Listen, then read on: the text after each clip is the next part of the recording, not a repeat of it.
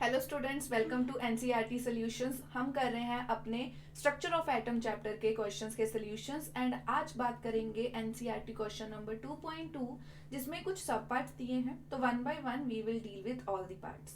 तो first part में क्या पूछा है कि calculate the number of electrons present in 1 mole of methane. तो 1 मॉलिक्यूल क्या होता है? CH4।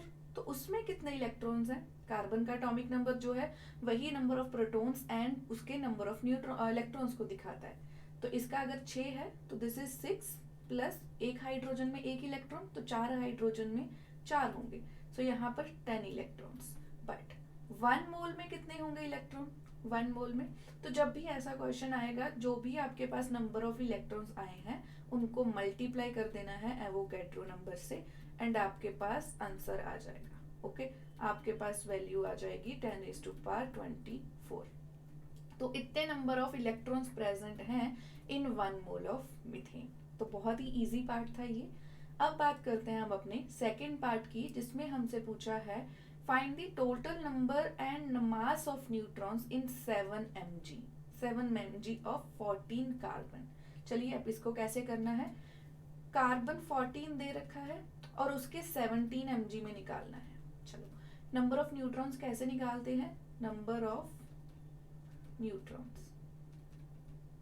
न्यूट्रॉन्स निकालने के लिए कार्बन 14 का एटॉमिक नंबर जो भी उसका मास है उसको माइनस कर दो कार्बन के एटॉमिक नंबर से, दैट इज 6। तो ये बचे 8 इलेक्ट्रॉन्स।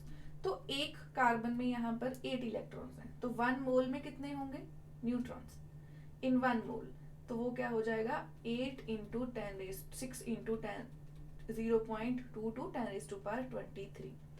अब ये कार्बन का मास कितना है? 14 ग्राम। तो मैं इसको ऐसे भी लिख सकती हूँ कि 14 ग्राम में इतने नंबर ऑफ न्यूट्रॉन्स हैं। बट मुझे पूछा है 7 mg में, तो मिलीग्राम में है तो उसको ग्राम्स में कन्वर्ट करना पड़ेगा। तो 7 इंटू 10⁻³ ग्राम में कितने होंगे? जस्ट हमें यूनिटरी मेथड अप्लाई करना है। 6.022 10⁻23 डिवाइडेड बाय यूनिटरी मेथड में जो इस टाइप टर्म है वो नीचे आ जाएगी एंड ये मल्टीप्लाई हो जाएगा। सो जब आप इसको कैंसिल करोगे सो मेरे पास आंसर क्या आएगा? 2.4088 into 10⁻21। Okay so this is the answer that I am going to get over here. तो ये तो मेरे पास नंबर ऑफ न्यूट्रॉन्स आए हैं इन 7 मिलीग्राम। तो अगर मुझे मास ऑफ न्यूट्रॉन्स निकालना हो इन 7 mg, सो क्या करना पड़ेगा? जो भी मैंने नंबर निकाला है 2.4088 इंटू 10⁻21 इसको मल्टीप्लाई कर देना है न्यूट्रॉन के मास से। वैसे तो हमें ये वैल्यूज याद रहती हैं कि न्यूट्रॉन का मास कितना है, बट हमें क्वेश्चन में ऑलरेडी जो गिवन है हम वही वैल्यू यूज करेंगे। So it is 1.675 into 10⁻27। So multiply करने के बाद मेरे पास आंसर क्या आ रहा है? 4 इंटू 0352 इंटू 10⁻6 किलोग्राम। तो ये मेरे पास न्यूट्रॉन्स का मास आ गया है इन 7 mg। पहले मैंने क्या करा कि कार्बन 14 में कितने न्यूट्रॉन्स हैं? वो है 8। फिर मैंने क्या करा 14 ग्राम्स की, क्योंकि ग्राम्स में निकालना था, तो मैंने 14 ग्राम में देखा कि इतना उनका न्यूट्रॉन का काउंट है। तो 7 ग्राम में कितना होगा वो नंबर आ गया, तो जितना आया उसको मल्टीप्लाई कर दिया न्यूट्रॉन के मास से and I got the answer. Okay तो इसके साथ हमारा सेकेंड पार्ट भी हो गया। अब देख लेते हैं थर्ड पार्ट में क्या पूछा है।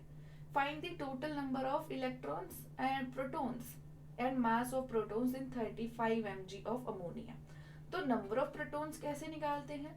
जितना भी अमोनिया का नाइट्रोजन है और हाइड्रोजन है, नाइट्रोजन का एटॉमिक मास क्या है, एटॉमिक नंबर क्या है? 7।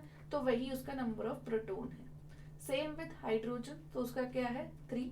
सो ये आ गया 10 प्रोटॉन्स। ये है 10 प्रोटॉन्स और इसका अगर मैं मास निकालू तो कितना होगा? 14 plus 3 17 gram.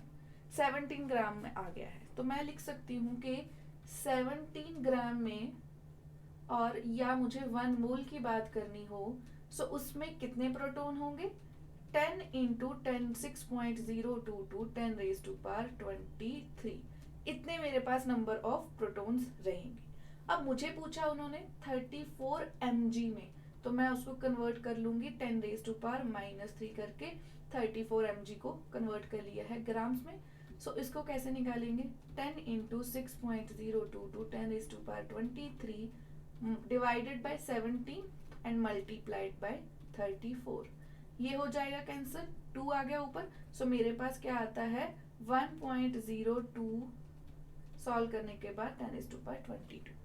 This is the number I am getting कि अच्छा 34 मिलीग्राम में इतने नंबर ऑफ प्रोटॉन्स प्रेजेंट है।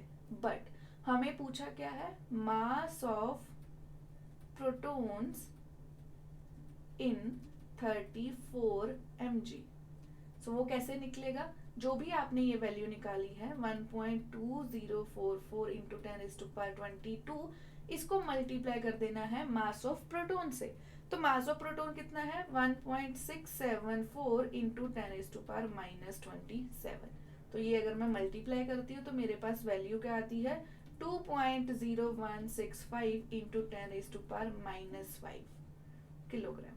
तो ये मेरे पास मास ऑफ प्रोटॉन भी आ गया। तो सबसे पहले मैंने क्या करा, अमोनिया के एक मॉलिक्यूल में टोटल कितने नंबर ऑफ इलेक्ट्रॉन्स हैं, प्रोटॉन्स हैं, प्रोटॉन्स निकाले। फिर मैंने उनको यूनिटरी मेथड अप्लाई करके देखा कि 34 mg में कितने प्रोटॉन्स होंगे। फिर उस प्रोटॉन को उनके प्रोटॉन के मास से मल्टीप्लाई कर दिया एंड मेरे पास ये आंसर आ गया। सो इस तरह हमने सेकंड क्वेश्चन के 2.2 एक्सरसाइज के हमने 3 पार्ट सॉल्व कर लिए। आई होप सबको समझ में आ गया हो गया। Thank you so much for watching.